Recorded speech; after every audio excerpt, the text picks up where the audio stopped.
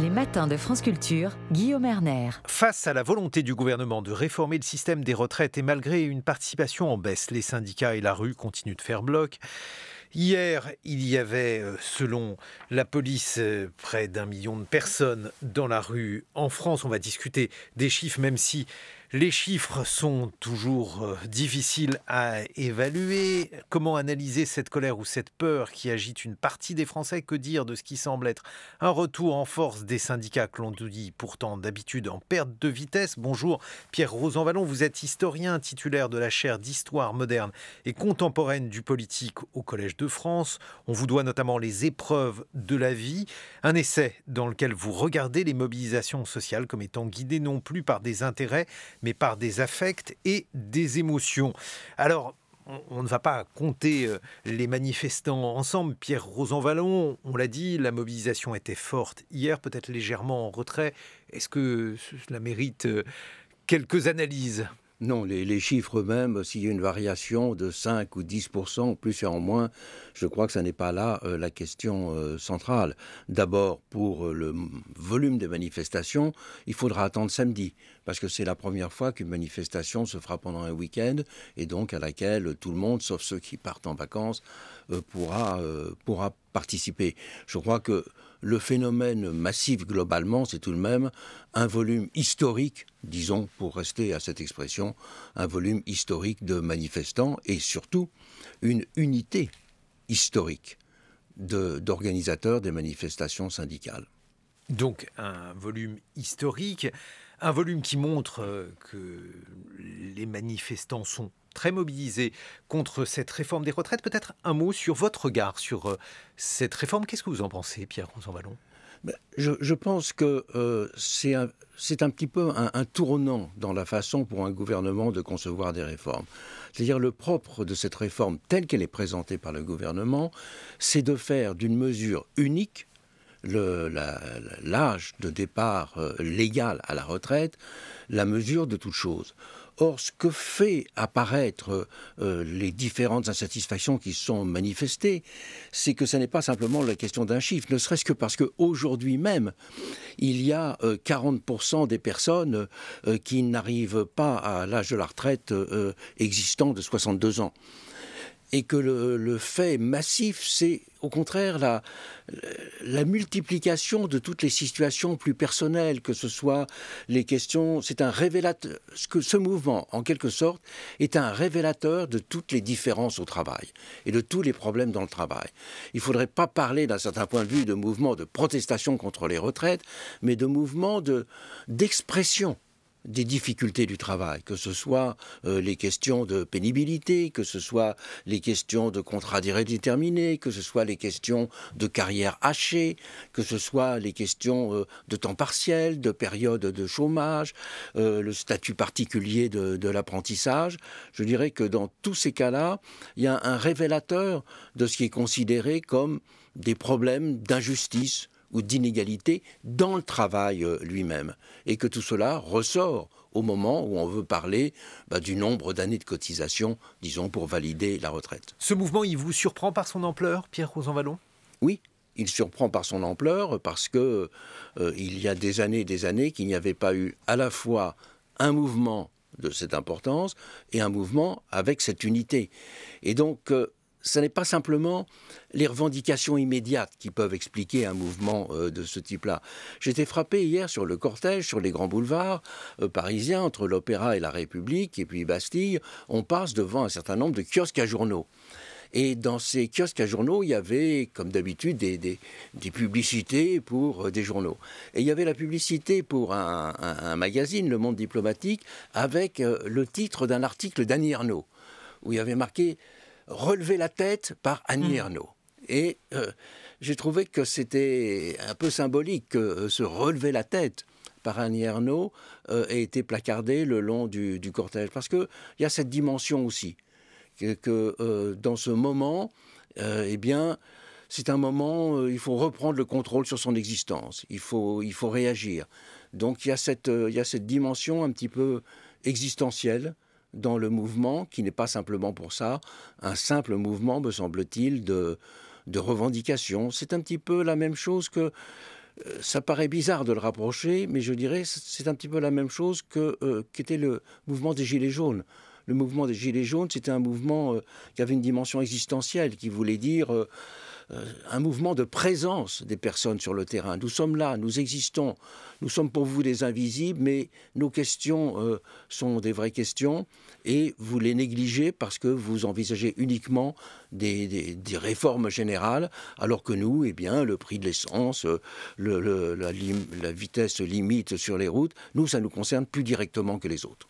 Mais c'est aussi un mouvement qui consiste à dire que 2 ans de plus, de travail pour un certain nombre de personnes, pour ces personnes qui sont dans la rue, Pierre Rosanvallon, c'est un sacrifice difficile, peut-être même perçu comme impossible. C'est d'ailleurs le titre de Libération aujourd'hui, 2 ans, ça use, ça use. Ça signifie qu'il y a aussi une forme de pénibilité au travail pour certains. C'est cela qui les incite à descendre dans la rue. Il y a un double problème. Il y a un problème de sens du travail. On voit aujourd'hui que se multiplient les ouvrages parlant de cette question du sens du travail. Et puis une question de pénibilité. La pénibilité, quand on parle pénibilité, on voit tout de suite lourde charge. Ou odeur difficile.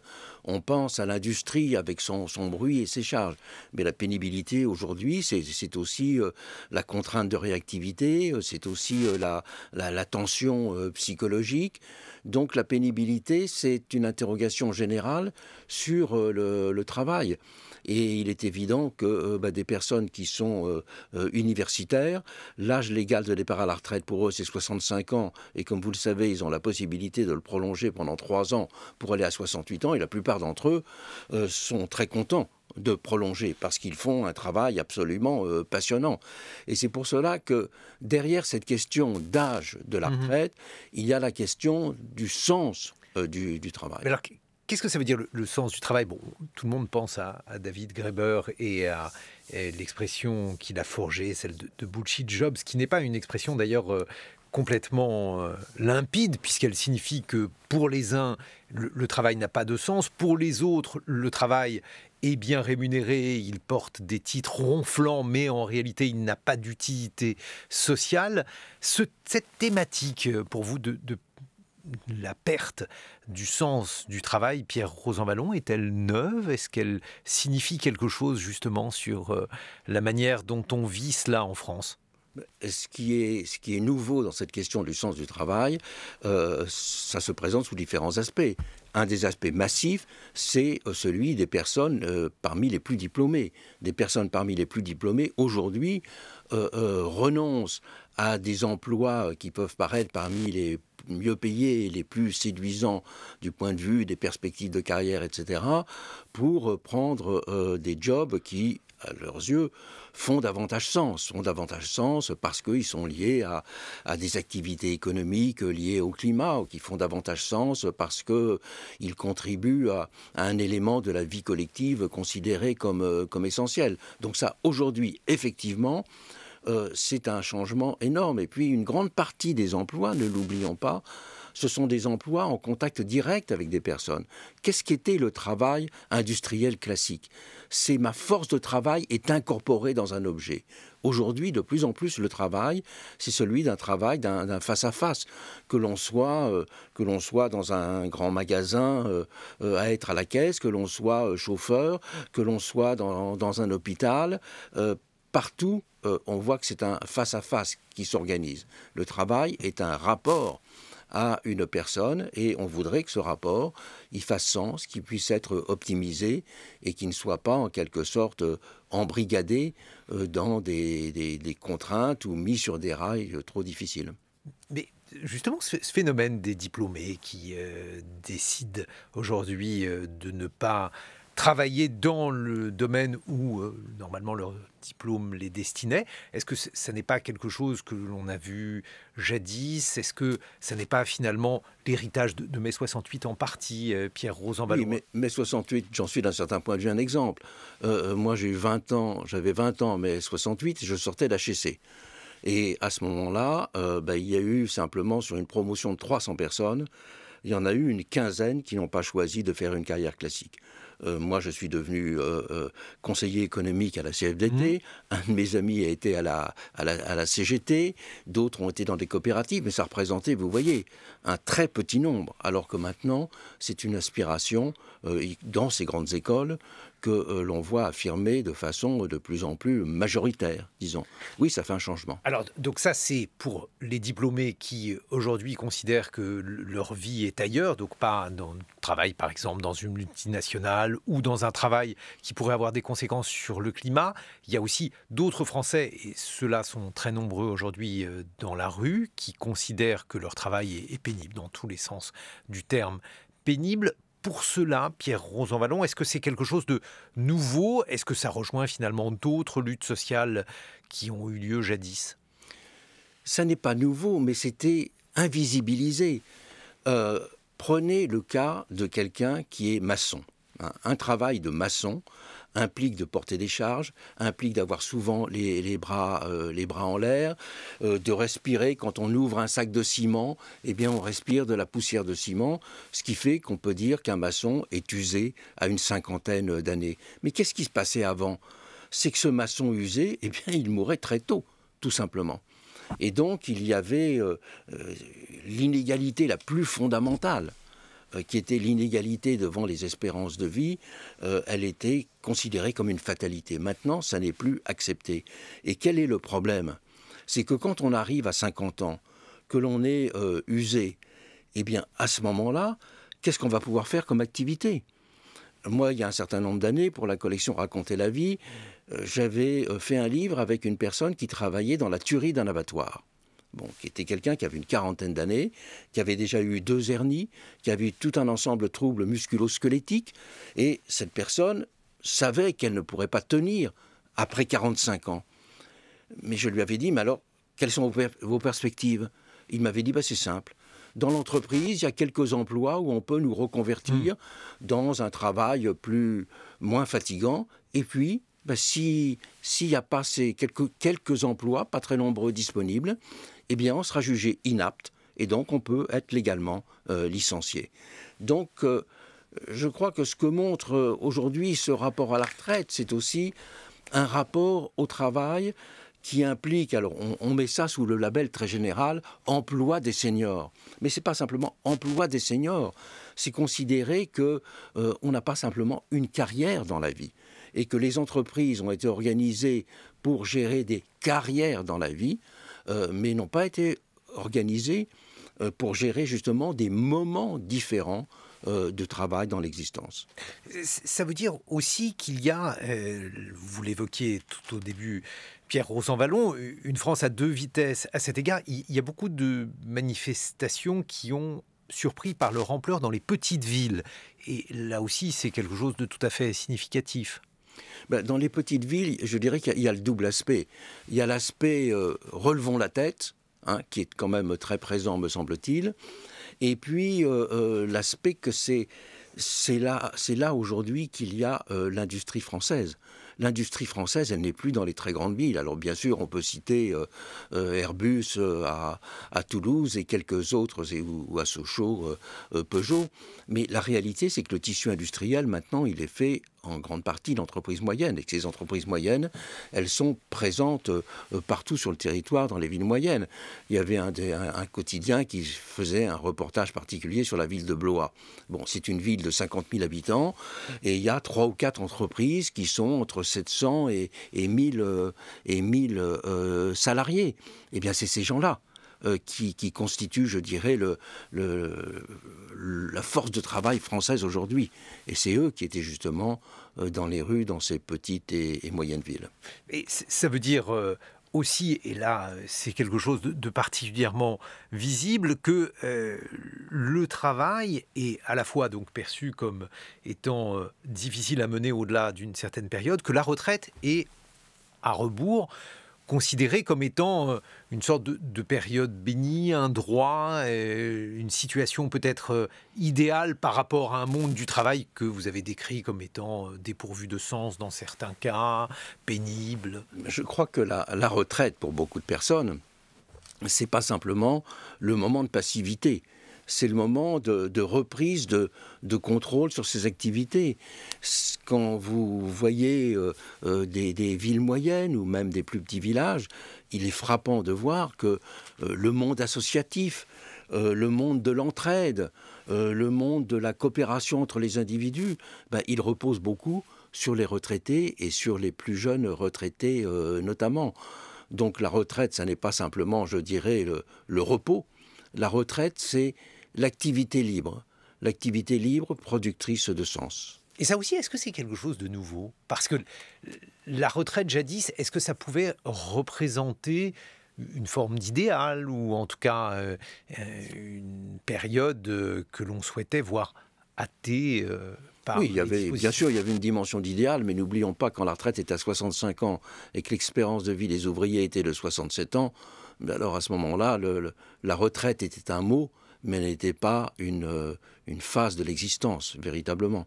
Et le fait aussi qu'on considère que la retraite est un temps d'activité, un temps qui permet un certain nombre d'activités qui sont socialement utiles, même si elles ne sont pas rémunérées directement. Oui, bien sûr. Je dirais, si globalement il y a une réflexion sur le sens du travail, le sens du travail, c'est aussi l'activité au service des autres, c'est aussi l'activité productrice d'un enrichissement personnel. Et la retraite, c'est cela. Mais effectivement, le combat syndical, il n'a jamais été simplement un combat pour faire en sorte que le moment du travail épreuve soit raccourci pour que le moment de la retraite heureuse augmente. C'est pour que, je dirais, l'existence en général fasse davantage sens dans le moment du travail déjà. Ça veut dire aussi que c'est, vous qui avez analysé les émotions, c'est un moment où le travail fait peu sens, où l'existence sociale pose problème, Pierre Rosanvallon. Oui, c'est quelque chose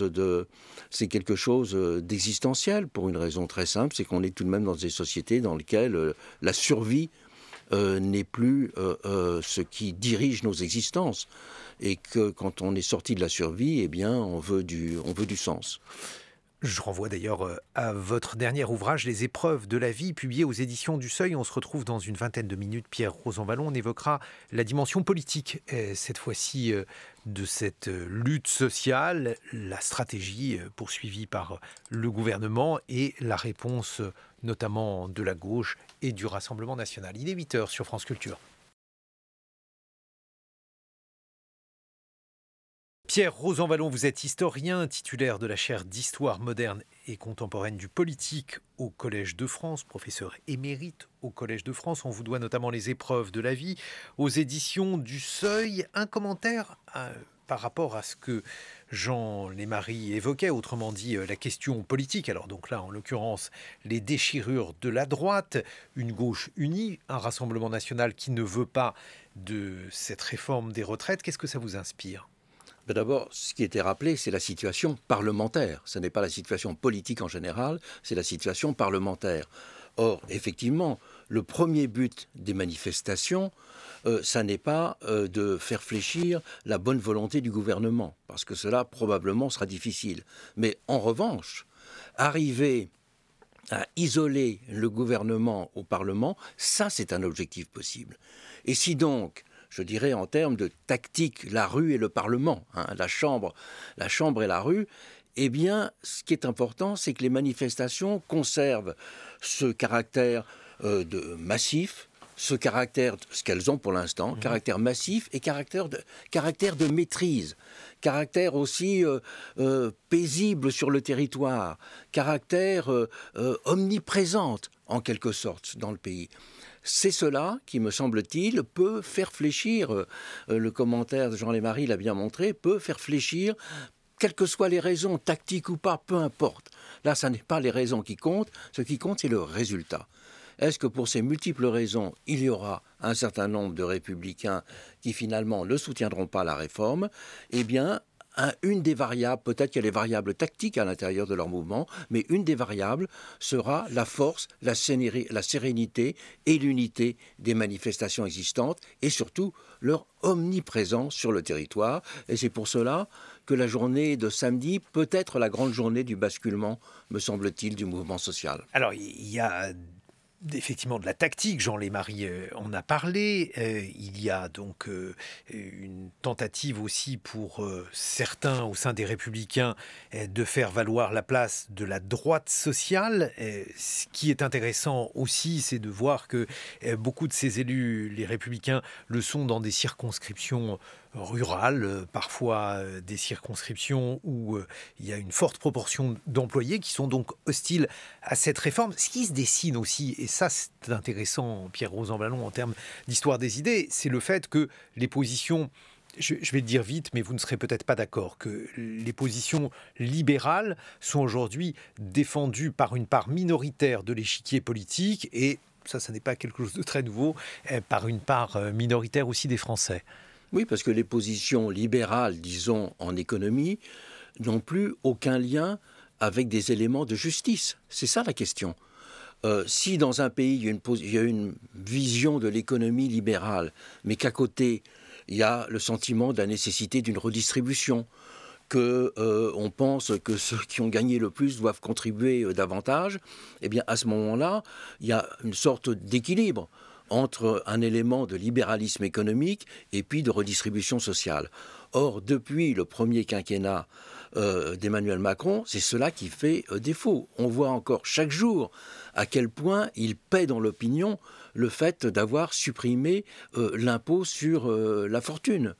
On voit aujourd'hui dans l'opinion à quel point il continue à payer chaque jour le refus d'avoir voulu créer un impôt exceptionnel de solidarité après la pandémie ou lié directement aux difficultés provoquées par la guerre en Ukraine. Je rappelle tout de même qu'en 1976, alors que Jacques Chirac était Premier ministre, à ce moment-là, il y a eu une grande sécheresse agricole. Et ça concernait déjà 5% de la population seulement. Mais il y a eu un impôt national de solidarité en disant, voilà, il y a eu terrassé par les événements climatiques, une population souffre. Il faut la soutenir. Aujourd'hui, le déséquilibre qu'il y a entre, je dirais, la vision de l'économie et la vision de la société, l'écart est trop grand. Et cet écart trop grand fait qu'un nombre croissant de personnes ne deviennent pas à gauche, mais sont contre le gouvernement lui-même. C'est-à-dire que ce qui se redéfinit, ça n'est pas la gauche qui se redéfinit, c'est en quelque sorte la droite libérale qui se déconstruit et qui se détruit dans ce mouvement. Mais alors, la réponse du gouvernement consiste à dire que le niveau de prélèvement en France est tel qu'il est impossible de l'alourdir. Ça, c'est la réponse que l'on connaît. L'une des critiques qui peut être adressée à la gauche, c'est de ne pas avoir modifié cette fiscalité lorsque celle-ci était au pouvoir, Pierre Rosanvallon. Il faut rappeler tout de même que l'impôt sur la fortune existait du temps de François Hollande. Hein, il faut rappeler... Alors, il a été en partie supprimé, en partie seulement, puisqu'il a été remplacé par un impôt sur la fortune immobilière. Oui, mais ça, c'est Macron qui l'a fait, c'est pas Hollande. Après François Hollande. Et paradoxalement, c'est les classes moyennes supérieures, dont le patrimoine est uniquement un appartement ou une résidence secondaire, qui se sont trouvés les plus imposés. Ce que je voulais dire, c'est que, ou bien on considère qu'on peut augmenter le taux de prélèvement. Oui, mais là vous voyez, vous raisonnez exactement comme le gouvernement, parce que vous, pardonnez-moi, mais vous raisonnez en termes macroéconomiques. Vous dites, voilà, il y a des questions, des problèmes d'équilibre. Bien sûr, j'avais une alternative, hein, Pierre Rosanvallon. J'allais dire, ou bien vous augmentez le taux de prélèvement, ou bien vous réaménagez la fiscalité. Bien sûr que parler retraite, c'est parler d'un rapport entre des masses de cotisations et puis des masses de prestations. Ça, c'est un fait économique. Mais qu'est-ce qui se passe dans la discussion actuelle? C'est que cette discussion économique est gangrénée par le fait qu'il y a un sentiment d'injustice fondamentale dans la constitution des retraites. Et aujourd'hui, le grand débat, c'est justement le débat entre une approche qui est uniquement macroéconomique et la nécessité d'introduire des éléments de justice dans l'appréciation des choses. Le gouvernement pense que l'on peut faire passer une réforme uniquement en arguant de sa nécessité macroéconomique, ce qui est d'ailleurs fortement discuté. Mais admettons même que ça ne soit pas discuté par certains. Eh bien, le fait que l'on ne prenne pas en compte la dimension du sentiment d'injustice, c'est fondamental.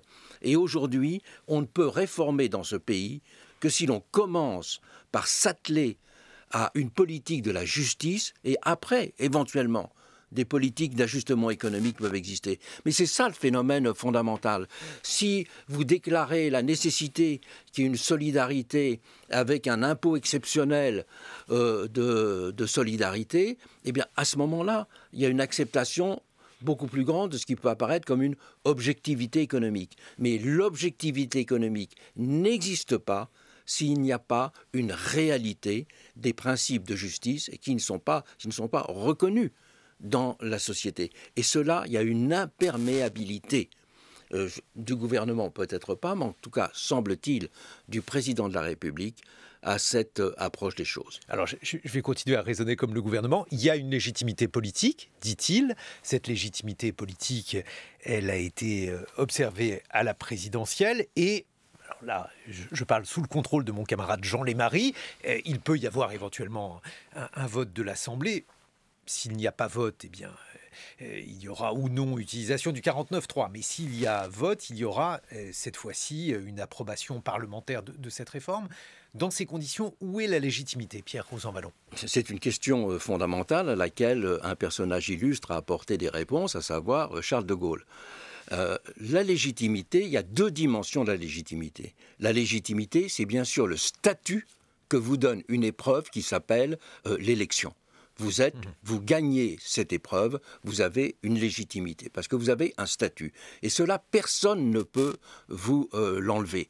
Et donc, vous êtes pendant tout le mandat, vous êtes le président légitime. Mais la légitimité n'est pas simplement le statut, la légitimité, c'est la façon dont vous exercez le pouvoir. Il y a une légitimité de statut, mais il y a une légitimité d'exercice. Et la légitimité, à ce moment-là, c'est plus que le statut légal. La légitimité, c'est le sentiment qu'a la population que l'on répond à ces questions profondes, que l'on a un sentiment de l'intérêt national mis au-dessus de tout, que l'on a une attention à la justice, que l'on a une attention au pays. Et c'est ce que disait De Gaulle en permanence. Quand De Gaulle a combattu la 4e République, qu'est-ce qu'il a dit ? Oui, vous êtes les élus, mais vous ne représentez pas en profondeur le pays. Et donc, il y a dans ce thème de la légitimité, au-delà du statut que vous donne la Constitution, le problème d'être reconnu comme légitime. Or, il n'y a pas cette reconnaissance aujourd'hui. Et le nier, c'est une mécompréhension fondamentale de ce qu'est la démocratie. La démocratie, c'est un régime de la légitimité. Mais c'est un régime de la légitimité qui n'est pas simplement une légitimité de papier, qui n'est pas simplement une légitimité de constitution, malgré l'importance centrale qu'elle a. C'est une légitimité sociale. C'est une légitimité, qui a une dimension presque physique de rapport avec le pays. Et cela, il ne l'a pas. C'est la même chose avec la représentation. Évidemment, un représentant, c'est celui qui a été élu. Mais dans les conditions actuelles, un représentant, on le voit, nous sommes partout dans les pays démocratiques occidentaux, dans des pays divisés, où les majorités sont toujours très courtes. C'est toujours un 51, 52%. C'est jamais des 90%. Et donc, la représentativité de l'élection, elle est là fonctionnellement, mais elle doit s'accompagner aussi de la reconnaissance de beaucoup d'autres formes de légitimité. Il y a une légitimité dans les manifestations. Il y a un caractère représentatif dans les manifestations. C'est-à-dire les manifestations, c'est des centaines de milliers de personnes qui sont là, présentes physiquement. Que veut dire la représentation ? Ce n'est pas simplement un processus légal d'élection. La représentation veut dire que l'on rend présente les choses qui sont vécues dans le pays. Et des manifestants, qu'est-ce que c'est ? Ce sont des personnes qui rendent présente leur réalité, avec des slogans, une marche tranquille, de bien des façons, mais elles ont une fonction de représentation sociale. Et ne pas reconnaître en démocratie que la légitimité, elle est plurielle, et que la représentation, elle est plurielle, c'est avoir une vision spécialement appauvries.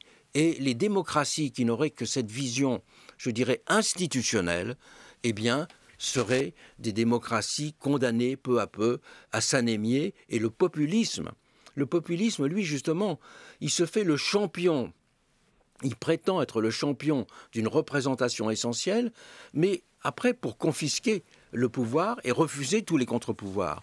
La démocratie, c'est le régime de la pluralité des pouvoirs et des contre-pouvoirs, de la pluralité des formes de légitimité, de la pluralité des formes de représentation. Et c'est pour ça que la rue a toujours voulu dire quelque chose en démocratie. Manifester n'est pas simplement un droit individuel, ça l'est. Mais manifester, c'est aussi un droit plus large. C'est exister comme une collectivité dans la rue. Vous savez, quand les républicains, après 1875, progressivement, se sont installés dans le pays, à un moment, ils ont dit, mais puisque le suffrage universel règne, et puisque nous sommes maintenant dans un pays où toutes les élections sont régulières, le peuple est représenté à la Chambre. La Chambre des députés, c'est la miniature du peuple qui est là présente. Ben non, le peuple, il faut qu'il se représente dans des moments, dans des émotions et aussi dans des raisons qui ne sont pas simplement celles de la Chambre des députés. Et ils ont eu beaucoup de mal à le comprendre, les parlementaires républicains de l'époque, puisque certains ont voulu réglementer le droit de manifestation en disant, puisque la rue est un espace public, il appartient à tout le monde, donc des manifestants spécifiques ne peuvent pas le confisquer en quelque sorte. Ben, ils avaient tort. Parce que ce qu'ils appelaient des manifestants spécifiques, c'était des groupes de citoyens qui représentaient effectivement quelque chose. Une question de notre éditorialiste politique Jean Lémarie. Après les élections l'an dernier, après la présidentielle, après les législatives, Emmanuel Macron a expliqué qu'il changerait, qu'il modifierait, qu'il adapterait sa pratique du pouvoir pour tenir compte peut-être sans doute de cette fragilité démocratique. Il a annoncé plus de dialogue, il a annoncé ce CNR, ce Conseil national de la refondation, pour être plus sensible, plus attentif aux différentes expressions du pays.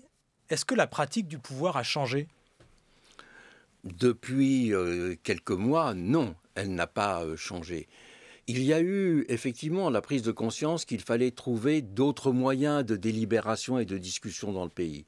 Et certainement que les expérimentations qui ont été faites de conférences citoyennes, maintenant sur la fin de vie, avant sur le climat, étaient des bonnes idées, mais des bonnes idées qui sont restées des bonnes idées théoriques, parce que pratiquement, on a bien vu que la Convention sur le climat, on n'a pas tellement utilisé ses travaux, même extrêmement peu, c'est le moins que l'on puisse dire, alors qu'on en avait promis d'en faire véritablement une modalité alternative ou une modalité supplémentaire d'expression de la société. Donc, on voit bien quelques tentatives qui sont faites de temps en temps, mais il y a en quelque sorte, j'ai le sentiment, peut-être me trompais-je, qu'il y a une sorte de surmoi du président de la République qui pense qu'au fond, il est face à un pays qui ne comprend pas bien les choses et qu'il faut lui expliquer. Il se rêve, il se voit en pédagogue malheureux de la République, qu'il faut expliquer à des citoyens qui ne comprennent pas vraiment les difficultés, les réalités, et se faire leur instituteur, plus que d'être un président à l'écoute. Et cela a une conséquence extrêmement importante. Cette vision, je dirais, pédagogique, c'est considérer que la société est composée d'enfants. Quand on veut être l'instituteur du pays, c'est présupposer qu'ils sont des enfants auxquels on doit faire la leçon, certainement avec douceur et gentillesse, mais tout de même savoir faire la leçon. Et cela, effectivement, c'est une conception de la démocratie discutable, parce que la démocratie repose sur le fait que l'on pense que chacun, au fond, peut avoir à dire quelque chose, et qu'une société ne marche que parce que on prend au sérieux ce que veut dire chacun. C'est le sens même du bulletin de vote. Effectivement, si le bulletin de vote était indexé sur la capacité d'analyse des gens, alors le polytechnicien devra avoir 10 bulletins de vote et l'employé qui travaille dans un grand magasin, beaucoup moins. Mais justement, le suffrage universel, la démocratie, c'est cela. C'est de dire que que l'on soit très modeste, que l'on ait fait très peu d'études ou qu'on en ait fait beaucoup, pour parler de l'intérêt général, on a une capacité considérée comme égale. Et que de toute façon, un pays ne peut fonctionner que si l'on présuppose cette forme d'égalité fondamentale. Et cela, je crois que le président de la République a viscéralement du mal à le comprendre. Pourquoi ? Peut-être parce qu'il n'a pas cette expérience qu'ont la plupart des personnes politiques ordinaires. La plupart des personnes politiques ordinaires, elles ont fait des permanences, elles ont été sur les marchés, elles sont rentrées dans les magasins pour discuter. Lui, il a été une comète arrivant sur la scène politique sans avoir été élu et sans avoir cette expérience de terrain. Un élu, quelle que soit sa couleur politique, s'il est maire, s'il est député, conseiller général, il reçoit en permanence, ou au moins 2 fois par semaine, des personnes qui parlent de leurs difficultés, de leur appréhension des choses. Et cela est une façon, d'un certain point de vue, de corriger sa vision du monde ou de l'informer. Et le président de la République semble penser qu'il n'a pas besoin de cela. Pierre Rosanvallon, il y a un parallèle qui est fait, c'est celui des grèves de 1995. Alors en 1995, il s'agissait donc tout d'abord d'un plan de réforme de la sécurité sociale, de la question des régimes spéciaux. À l'époque, la gauche intellectuelle à laquelle vous appartenez était scindée. Vous étiez dans le camp des progressistes qui soutenaient la réforme. Qu'est-ce qui a changé depuis ? Est-ce que vous avez changé ? Est-ce que c'est le monde qui a changé ? Non, d'abord, il faut ce mouvement très important de 1995, il faut rappeler qu'il a eu 2 moments. Il a eu un premier moment qui était un moment de discussion sur une réforme de la sécurité sociale, et c'est bien, je dis bien de la sécurité sociale. C'est-à-dire ce qui était en cause, ça n'était pas simplement les cotisations de retraite. Ce qui était en cause, c'était les modes de gestion de la sécurité sociale, et notamment l'introduction d'un débat parlementaire annuel pour gérer le déficit de la sécurité sociale. C'était aussi un projet qui consistait à intégrer, qui proposait d'intégrer les allocations familiales dans le revenu imposable, ce qui était quelque chose d'extrêmement important en termes de gestion des inégalités. Et donc, à ce moment-là, il y a eu un mouvement syndical dans lequel tous les syndicats étaient présents. Je dirais jusqu'au 26 novembre, le plan Juppé, puisque c'est le nom du Premier ministre de l'époque, le plan Juppé... Et le plan qui était contesté. Et du 15 novembre, et au 26 novembre encore, tous les syndicats, y compris la CFDT, manifestaient dans la rue. Mais ce qui s'est passé ce jour-là, ce 26 novembre, c'est que Nicole Notat, la secrétaire générale de la CFDT, a été violemment agressée dans la manifestation. Et la revue Esprit a proposé de faire une pétition de soutien à Nicole Notat qui avait été agressée. Donc, ça n'était pas du tout, je dirais, une pétition uniquement qui pouvait être considérée comme de soutien à le projet de réforme de sécurité sociale, qui disait Nicole Notat est agressée, c'est anormal. En revanche, il est normal de discuter du plan de sécurité sociale. Mais la grande grève de 1995, elle est venue ensuite. Elle est venue à partir du projet de réforme de la SNCF. Mais pour avoir une idée de ce qu'était le projet de réforme de la SNCF de l'époque, il y avait 6000 km de lignes qui proposaient d'être supprimées, le quart du réseau. 75 000, je dis bien 75 000 suppressions d'emplois à la SNCF et 6% d'augmentation des tarifs. Donc c'était un tremblement de terre et c'est cela qui a déclenché le grand mouvement. Le grand mouvement a d'abord été un mouvement lié à le projet de réforme sauvage et brutale de la SNCF. Et c'est étendu après, puisque c'était une des questions en discussion, aux régimes spéciaux de retraite. Mais si on regarde le nombre de jours de grève qui ont été en cause à cette période-là, il y a eu 5 millions de jours de grève, ce qui était énorme dans ce début décembre. Mais sur les 5 millions, il y en a 4 millions qui étaient des grévistes de service public. Donc c'était vraiment un mouvement, je dirais, de révolte contre une réforme brutale et qui s'inscrivait aussi, c'était juste le début, dans le début de ces réformes des services publics qui étaient liées aussi peu à peu aux directives européennes. C'est le moment où les PTT ne seront plus un ministère des PTT, mais vont devenir une entreprise Orange, etc.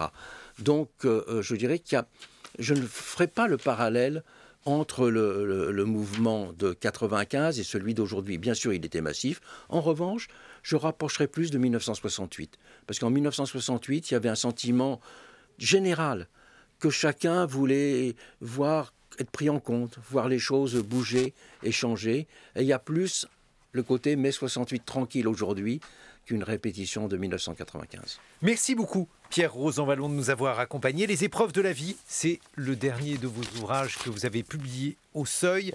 Dans quelques secondes, le point sur l'actualité.